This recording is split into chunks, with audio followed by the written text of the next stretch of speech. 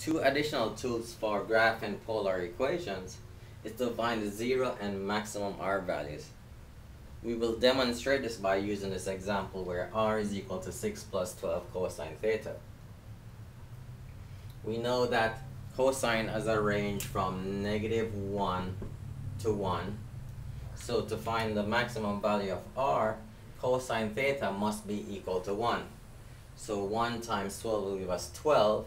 12 plus 6 will give us 18. So the maximum value for R is going to be 18.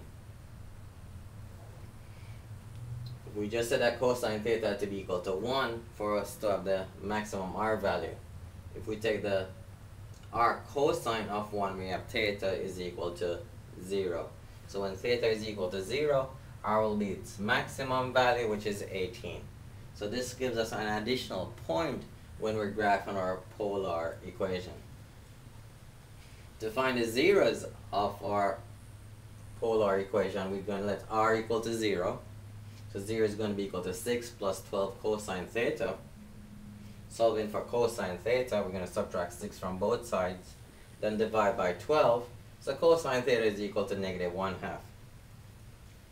If we take the R cosine of -1/2, we get theta is equal to 2 pi over 3 and 4 pi over 3 within one revolution.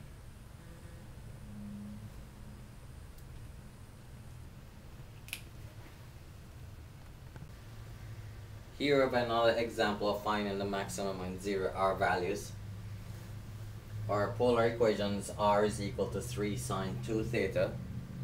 So we know for the maximum R value, sine of 2 theta, or the absolute value of sine of 2 theta must be equal to 1. So this becomes 3 times 1, which is 3. So our maximum value for R is going to be 3. We know that maximum value occurs when the absolute value of sine of 2 theta is equal to 1. So the sine of 2 theta will be equal to plus or minus 1.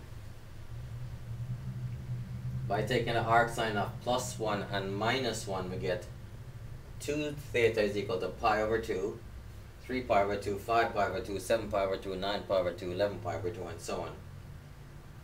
By dividing everything by 2, we get theta is equal to pi over 4, 3 pi over 4, 5 pi over 4, and 7 pi over 4 within one revolution. So the maximum value, R value, will occur for at these 4 angles, and it will be a value of 3. To find the zeros of this polar equation, we're going to let R equal to 0. So now we have 0 is equal to 3 sine 2 theta. Dividing both sides by 3, we have sine 2 theta is equal to 0. Taking the arc sine of 0, we get 0, pi, 2 pi, 3 pi, 4 pi, and so on. If you divide both sides by 2, then we have theta is equal to 0, pi over 2, pi, 3 pi over 2, and so on. But these are the 4 values within one revolution.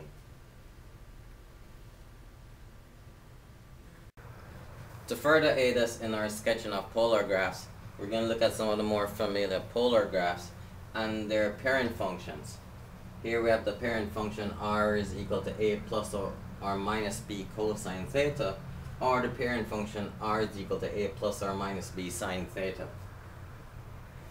When we have R is equal to a plus b cosine theta and a over b is less than 1, it produces a graph that's called a limacon.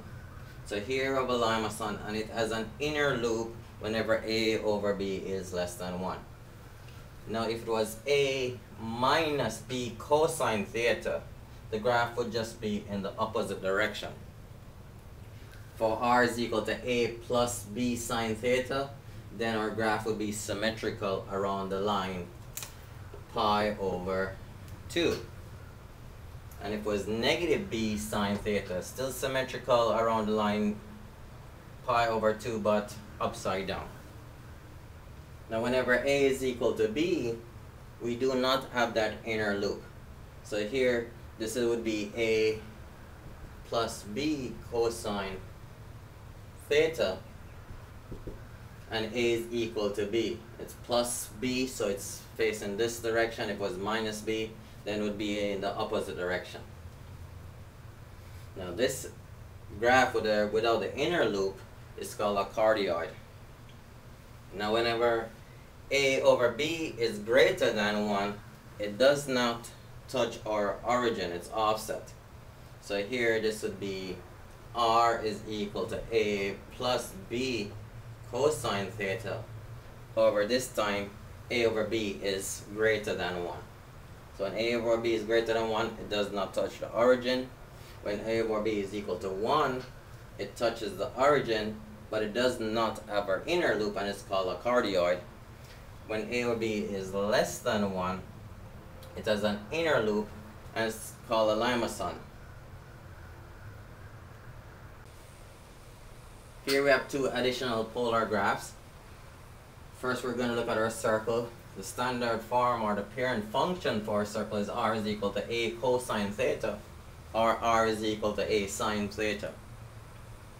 For r is equal to a cosine theta, we have a circle that's symmetrical around the polar axis, and the diameter of our circle is equal to a. When we have r is equal to a sine theta, we have a circle that's symmetrical around the line theta is equal to pi over 2, and our diameter is once again equal to a. Here we have lemniscates, and lemniscates are written in the form of r squared is equal to a squared cosine 2 theta, or r squared is equal to a squared sine 2 theta. For r squared is equal to a squared cosine 2 theta, this is in the form of a infinity sign, here where the maximum radius is equal to our a. For r squared is equal to a squared sine 2 theta, still like our infinity sign but at an angle of 45 degrees. And here our a is once again our maximum radius. So these are the parent functions for circle and our parent functions for lemniscates. Here we have another special polar graph. This set is known as our rose curves. Our parent functions are r is equal to a cosine n theta and r is equal to a sine n theta. Our condition is that n must be greater than or equal to 2.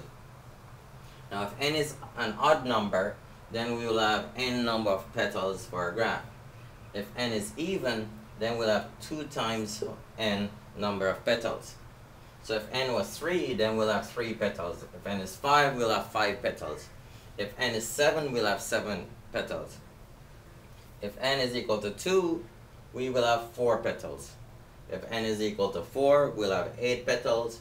And if n is equal to 3, we'll have 6 petals, and so on. So here, we have r is equal to a cosine n theta. N is equal to 3. Since n is an odd number, we're going to have n number of petals, so we will have 3 petals. We know it's cosine. We know it's symmetrical around our polar axis. So here, this is symmetrical around our polar axis, and each petal is approximately the same distance apart. So here this will be 120 degrees apart. Here this distance here would be our a. Here we have r is equal to a sine n theta.